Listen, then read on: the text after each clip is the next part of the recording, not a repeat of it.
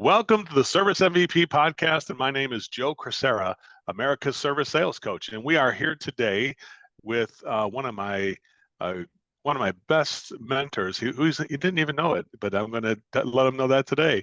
His name is Jantsch, and he is with Duct Marketing. He has written several books, and he has helped thousands of service contractors achieve success in both the service industry and other industries. John, welcome to our podcast today. I appreciate you being here. Hey, Joe, thanks for having me. So in case people don't know, John's a kind of a big deal. He's got a T-shirt under his shirt there that says that. John, why don't you just start by telling us a little bit about yourself and how you wound up becoming a marketing hero for service people, if you don't mind. Yeah, you bet. Well, before I jump into that, I appreciate your comment about being a mentor who maybe didn't know as much. And I think a lot of authors are, frankly, serve that role. I know for me, Peter Drucker, who wrote books in the 50s and 60s, that I read when I was just getting started. I often tell people he's a mentor, and I unfortunately never had the chance to meet him in person. But I think books do that for a lot of folks. So I appreciate that. As you said, I wrote a book called Duct Marketing, but really before that, I started my own agency really without any plan. I just knew I could hustle work. I suspect there's a lot of home service folks out there that kind of the same way. They knew how to frame a fireplace in and started working and building a business.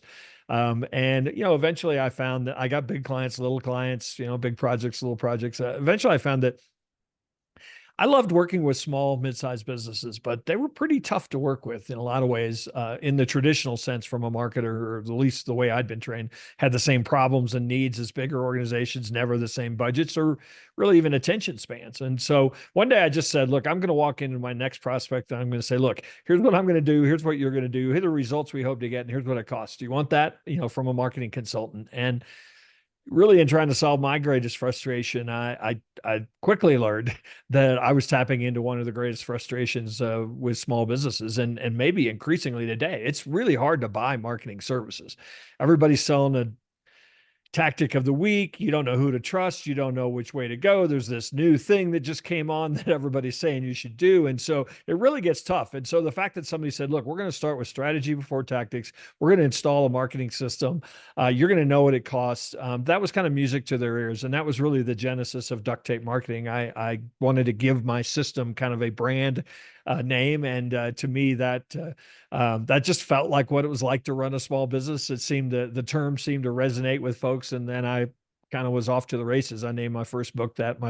Ultimately ended up naming my business that as well. And here we are, 30 years later, still doing the same thing, have worked with tens of thousands of businesses now, and actually have found a great deal of satisfaction licensing our system and our approach to other agencies, about 400 around the world that are now using the Duct Marketing system with their clients as well.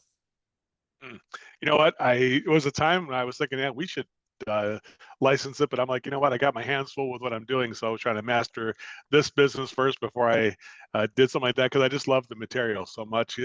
I think everybody when they hear what John has to say today is going to hear what I call the ring of truth in a way, because it's like John's not going to teach you something that you don't already know. He's going to remind you of the things that are hidden in plain sight. Does that make sense? Yeah, So John, why don't we go ahead and discover or rediscover some of those marketing strategies it's going to take to grow a home service business, if you don't mind. So let's start with the word strategy. Quite frankly, there's a ton of confusion around what that even. I could ask 10 marketers and I would get 10 different definitions, let alone, that HVAC contractor who, is really just trying to grow their business. So marketing strategy is different from marketing tactics. A marketing strategy, if you want to give it kind of the high level, it's really how we intend to compete and dominate and be seen in the market. And whereas the tactics are then, okay, we're going to be on Facebook, or we need a website that does X, or we need SEO. So first you have to understand the difference between those two.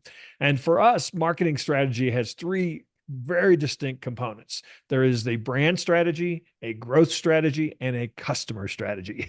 And when you kind of look at all three of those elements, that really makes up pretty much everything that goes on in your business. Now, there's of course team strategy on top of that, because that's who's going to deliver, on the marketing strategy, of course, as well. But that really makes up the whole business. So for us, brand strategy really is, that's the stuff to promise. It's like, do we know who our ideal client is? Do we know how to talk about the problem that we're uniquely suited to solve for them?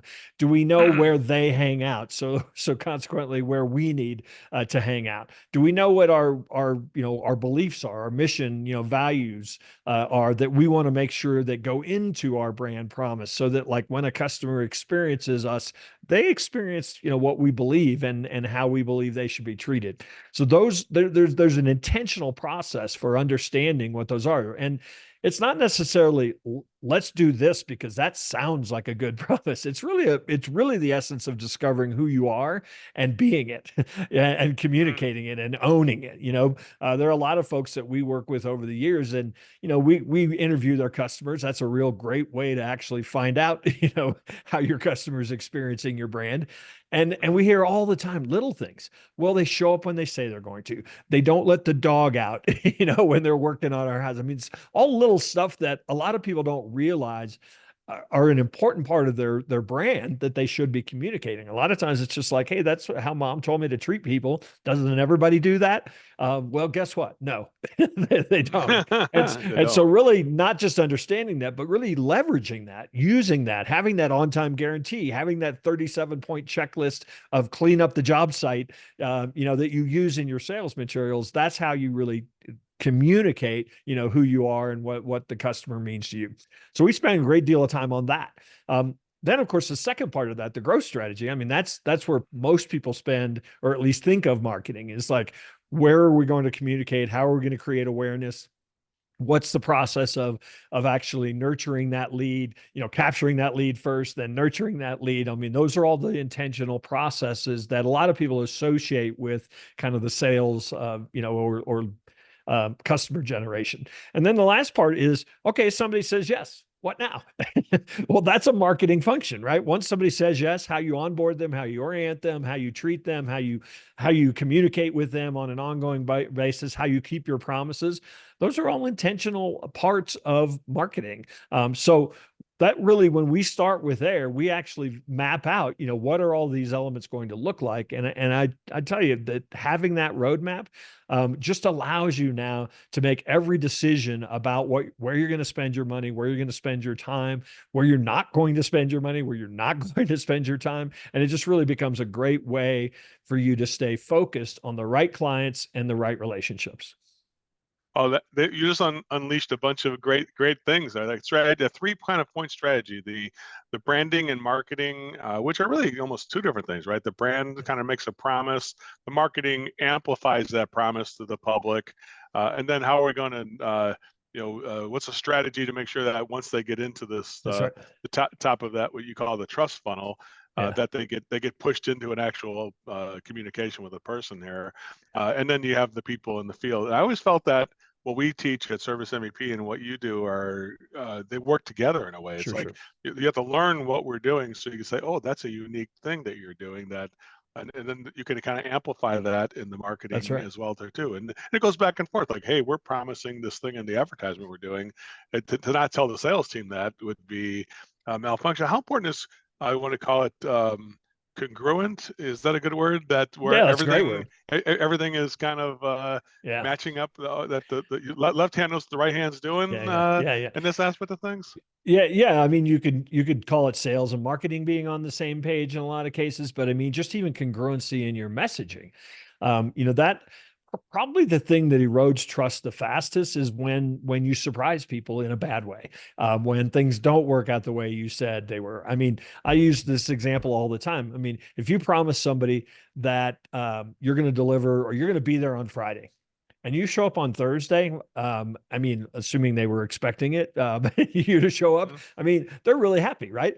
you're one day early. But if you show up on Monday, they're really upset because you Right. were a day late. So, promising, even if you knew you could show up on Thursday, promising to show up, that you'll get it done by Friday, is way better than saying, oh, I think we can get it done by Friday, but not getting it done till Monday. I didn't probably explain Mhm. that very well, but I mean, really meeting people's expectations and occasionally exceeding them is a big part of the game.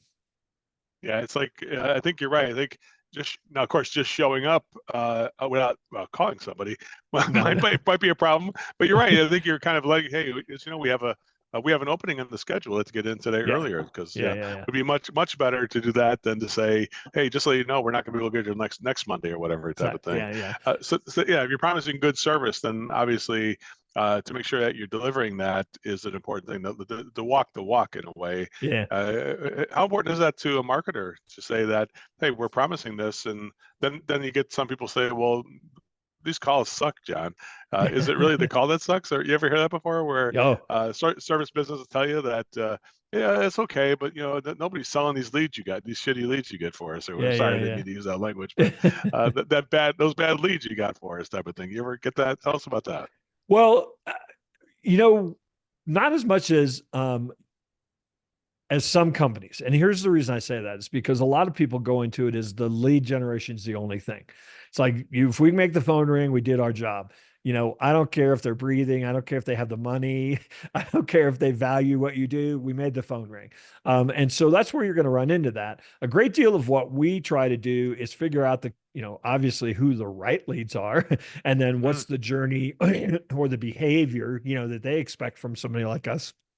And even if we generate fewer leads, they're going to be the right leads. And I think that's really going back to our strategy conversation. That's how we generate that lead, where we generate that lead, but then how we educate that lead. That so that they understand, why they should expect to pay a premium, for example, to work with us, or they just don't call us. Is mm. part of how we get better at generating higher quality leads. How does somebody figure out that a client avatar? That is a Yeah, good. I've heard that term before, and I know sure, you sure. haven't used it yet, but I'm just throwing out there because that is an important factor, Yeah, right? Because otherwise, you wind up burying the sales team yeah, with things that are not that's right. not qualified in a way. What do you think about Well, how does somebody take the? Is that something that duct tape marketing does? Is to help yeah, we do. We assist people do. do that? Tell us about It's that. definitely part of the strategy. And one of the real clues that a lot of people, it's amazing how somebody can be in business for 5 years, have hundreds of customers, and not spend any time analyzing who they are, what the best type of engagements are, why this one worked out and this one didn't work out. A lot of times what we'll do is we'll run people through an exercise to say, look, take your clients, and if you have this capability, rank them by profitability. So sometimes that might be a type of problem you're fixing for them, or that might be a type of product, or I know in some cases, that buyer that wants the top notch stuff, is going to be more profitable maybe. So figure out your most profitable types of clients, and then take a look specifically at who refers you. Where are you getting your referrals from? Because those profitable clients that are also referring you, meaning they were the right fit, they had a good experience. The characteristics of that dynamic, that profitable client that also refers you, is telling you a ton about your customer avatar.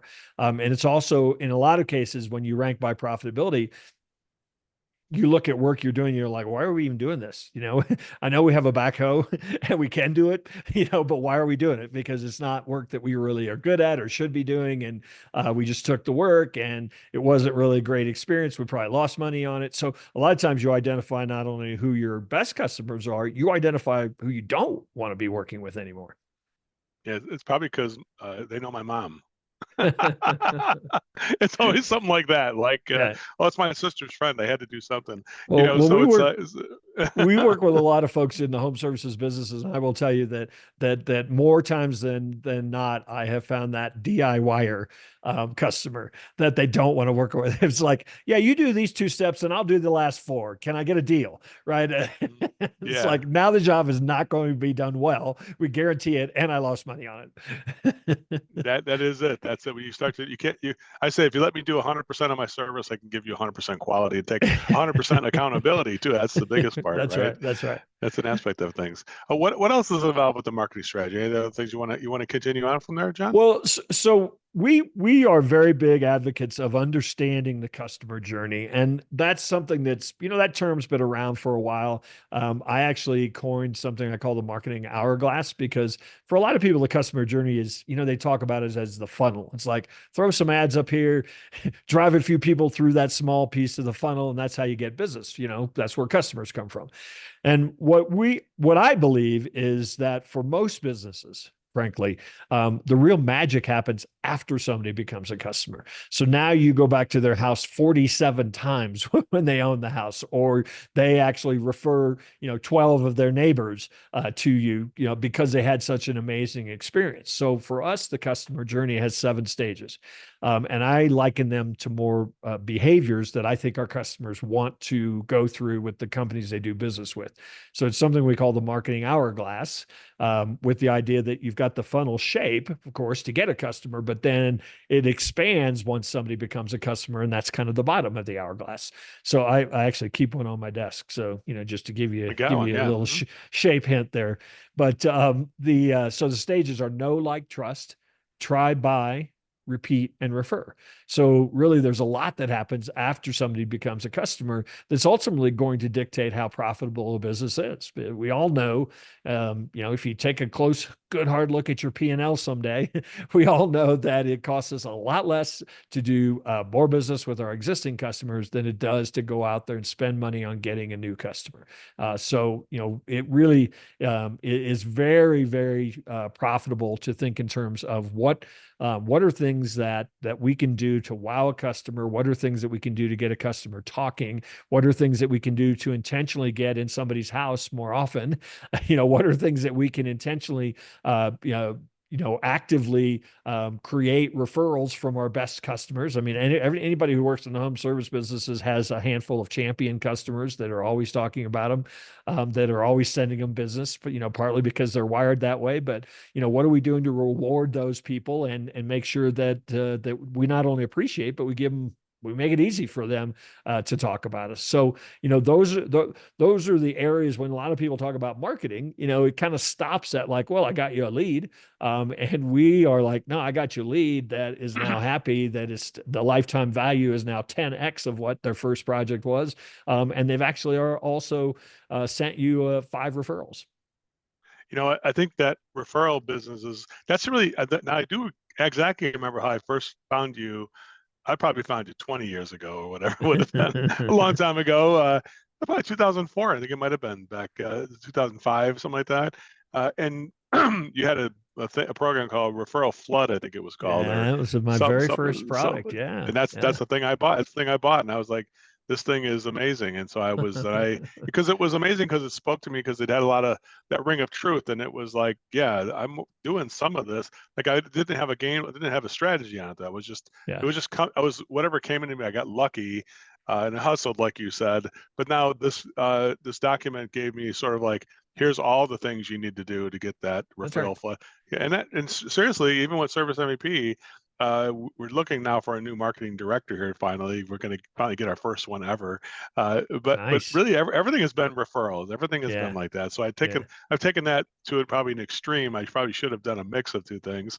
But tell us about when people do a search on Google or some other now AI probably produces a lot of things like that. Unfortunately. Who knows where it's going with this Yeah. part? Yeah. But there's still a place though, because I think like we have a seminar we do here, and it's like we have 25, 30 students, and they're like, yeah, they're in Los Angeles. We're like, hey, where do we go for dinner? And it's like, well, then we made a list of places here. Google these. And Yeah. we don't tell them exactly where, and they just Google the thing. And so then the restaurant says, how'd you hear about us? And they say Google. How many times do people Google something, Yeah. but it's kind of like really more of a referral than it is a Google? Can you tell us a little bit about the statistics, if there's any that tell us how many people search us on Google, but actually were told to do that at all? And that's a weird question out of the blue. No, no, Probably no. And risky, but I don't know that I have any exact numbers for you, but there's no question. I mean, Google's become the phone book. I mean, even we for clients of ours, we look at their search traffic on their name. People actually know their name. They type in their name, and that's just the easiest way to get their phone number, right? mm-hmm, When they want to call them. So mm-hmm, so we know that people use it, I mean, now it's just so convenient and everybody's got it. I mean, they've got it in our pocket, right? mm-hmm, So we know that a ton of traffic comes there that is really essentially direct traffic. They can't remember the name of your URL, but they remember your mm-hmm, business, and it's easier to click on that. So a giant percentage of especially small local businesses that have a pretty active customer base, 25-30% of the traffic to their website are actually people that are really just trying to contact them again. However, for most home service businesses, I mean, their clients are all local, so they are essentially local businesses. And the search, that shows up in Google Maps, the 3-pack, whatever people want to call that today, is in some cases life and death for a lot of businesses, because the Google is surrounding it with ads and generative AI and everything else. So, the days of kind of counting on organic search, to show up in the organic rankings, are getting harder and harder. But today, still for that local business, that 3-pack is gold. And not only having and showing up in the 3-pack, but having lots of reviews and having lots of information, photos and information about the products and services. Really an optimized Google business page is really a cornerstone of marketing for many of your clients and many of your listeners. I mean, and I just to circle back on that reviews, I mean, that's kind of like a referral for a lot of people. I mean, we mm-hmm, will mm-hmm. we will trust a perfect stranger's 5, who goes on and talks about what you did and how you did it and the result they got, just about as much as if our neighbor said, "Oh yeah, you need to hire Joe." Having those comparatively are as social proof is a big deal. How do you does duct tape marketing help people kind of shape to help their clients shape the review in a way that is, because that's a good point there.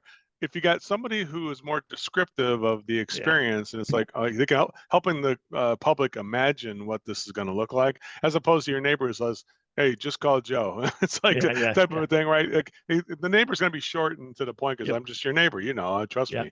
But somebody else is like, "Hey, let me just tell you what happened on this guy, and he did this, that," and it helps you. So, is there a way to help our service businesses kind of help our clients tell that story that we're looking for there? We There are a lot of ways. Yes. Obviously it's a time and resource commitment, but a lot of the folks that we work with will actually call up their clients and we'll ask them a couple of questions. So we will do a little interview because frankly, video testimonials are really powerful on a website. So we will actually make that part of the process. And then because of the way we ask the questions, we always get exactly the answers we want. Mm-hmm. And so we will often say, "Hey, that was amazing. What you just said. Would you go, here's a link. Would you go to Google and put that into Google right now?" And so it does take to get that kind of response, which is going to really be a sales tool for you as much as a review. It Absolutely. does take a little bit of extra work, but it can certainly pay great dividends. Now, um, I've also worked with folks that will give their service techs a sheet of here's the types of things our customers say about us. Mm-hmm. And so they get done with the work and say, we'd love it if you'd give us a review. I had one garage door. I think I might have said this on your show. Or I mean, you and I were talking, but Yeah, yeah, yeah. on my show, but I had a garage door person come in and he's at the end of it, he said, we have a little contest at work. And if I get more reviews and, my wife and I get to go out to this nice dinner. And I was like, well, of course I'm going to give it. Now he did a great job. That's another key. Mm-hmm. Yeah, yeah. You don't just get referrals, because you ask, you get them by being referable Yeah, yeah. and ask. But So I left a review, but I mean, the more that you can teach and train your service technicians, because let's face it, that's the company. As far as I'm concerned, I mean, I can't even remember the name of the company, but I do remember him, coming to my, and doing a great job. And so the more you can equip your service technicians or your appointment setters or whoever is really has the contact, and make it easy for people. So like literally give them, here's some suggested things that people say. Here's where you go to do it. The easier you can make it. That's certainly one of the fundamental truths about getting reviews. That's amazing. I think that's an underrated element of it. But I think it's also like you said, it's a new way to get referrals. It's kind of like Yeah. a warm handoff in a way from one customer to And another. it's part of Uh, your brand too. mhm. Quite frankly, it builds trust. I mean, if you go there and you do a search in the 3-pack and here's one business that sounds good, but they've got 12 reviews. Here's another business sounds good, but they've got 20 reviews. Here's another business has 206 reviews. Well, I think I know who I'm going to call first. Well, even here at Service MVP, we have Yeah. now a full-time person that every time somebody graduates a class, it's like, hey, how would you rate the experience? And it's like Yeah. on a scale of 1 to 5 stars, it's a 7. What would you be able to? Here's a link. Would you be willing to post? If I Exactly. said you could post it, yeah, it's really it's become a key element of the company.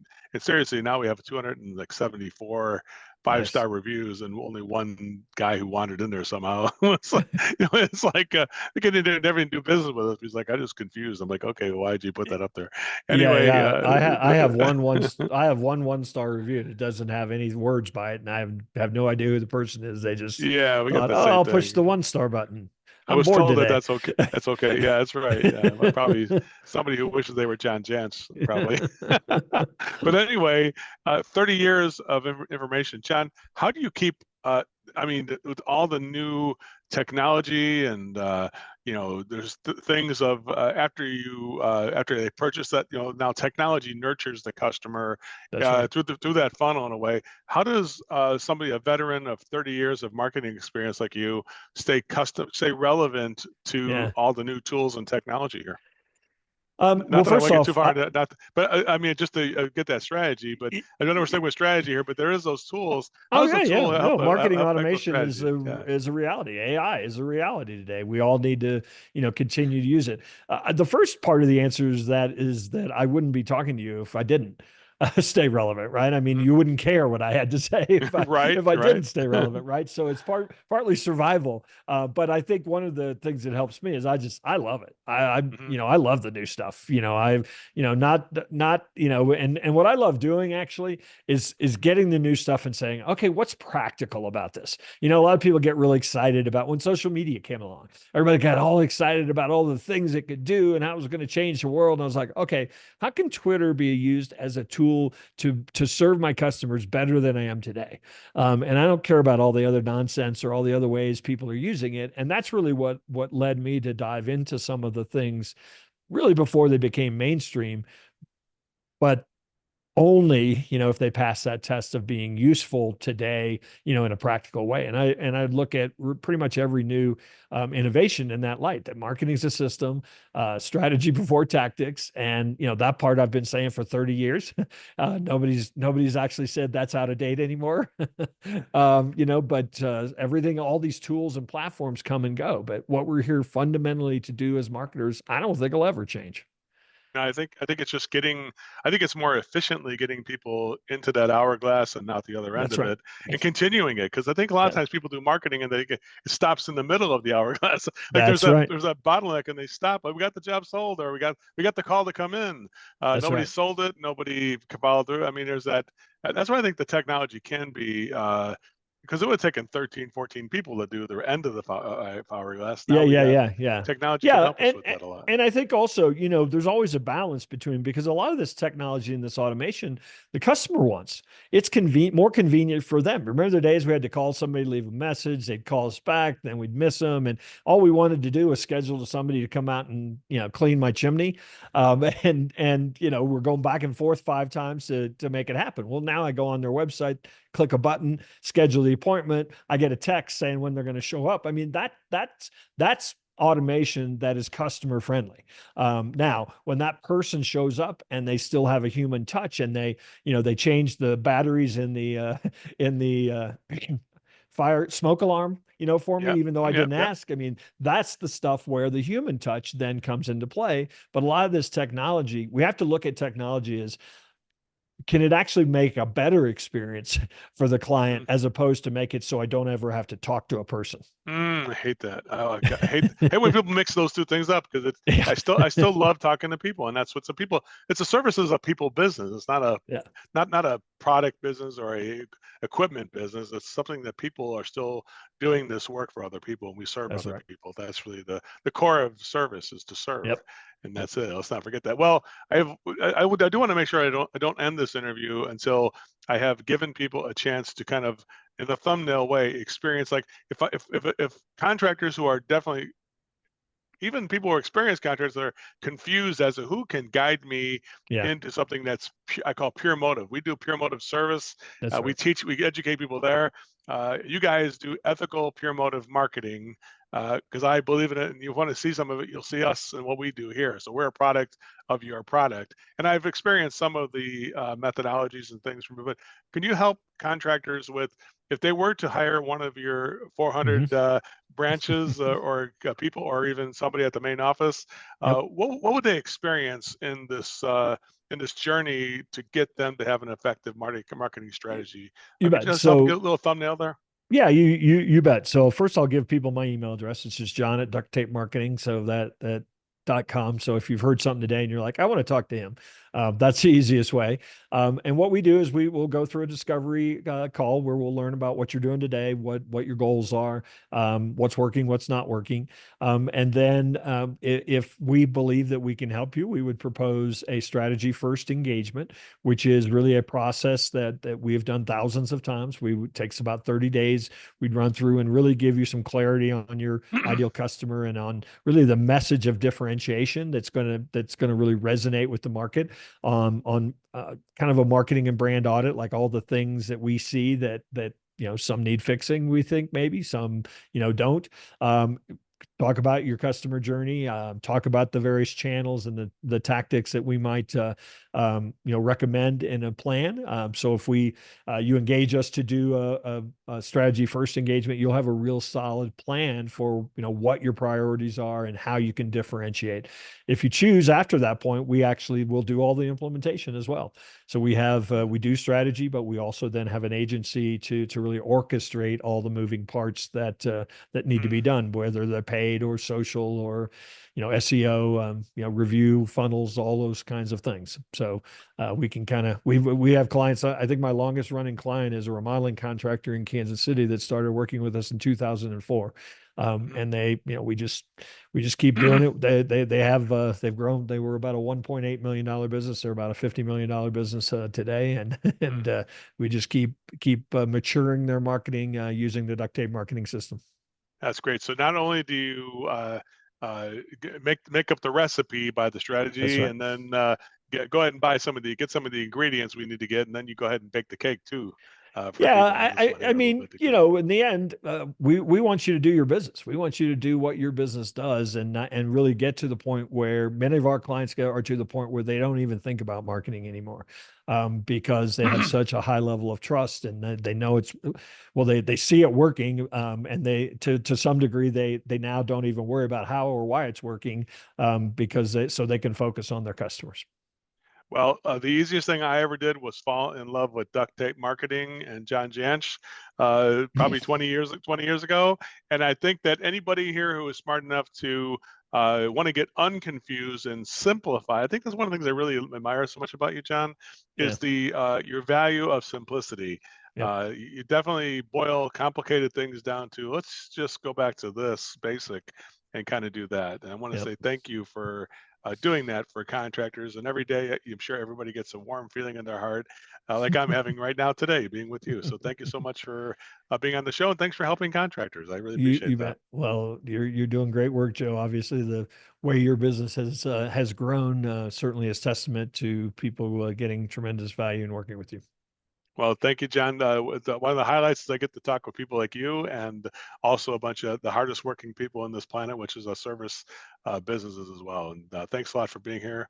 Everybody, if you like what you hear, don't forget to go to John at ducttapemarketing.com. Yeah, you can send me an email there, or just was that right? Is that right? Yeah, John at ducttapemarketing.com. But also, or if you just want to search duct tape marketing, yeah, I was gonna say, if you're not ready to or have a conversation, you just want to yeah, lurk around and dig into the years of stuff we have there, it's just ducttapemarketing.com.